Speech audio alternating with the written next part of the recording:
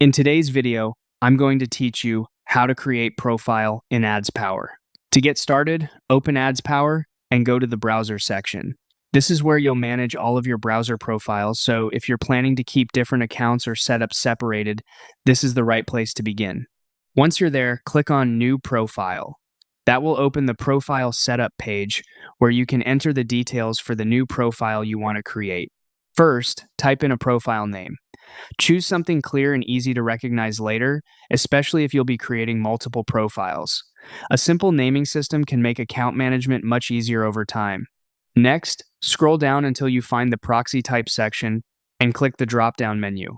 From the available options, select HTTP.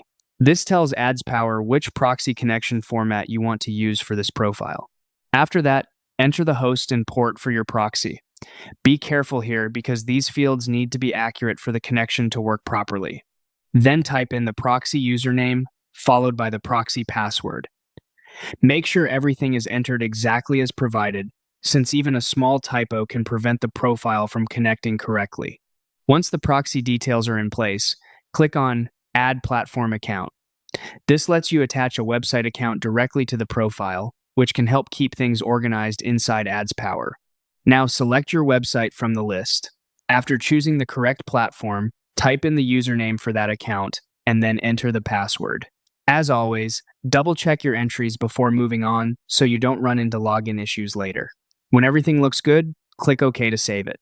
And that's it. Your AdsPower profile is now set up with its proxy and platform account information. If you're creating several profiles, taking a moment to label each one clearly and enter the correct connection details will save you a lot of time later.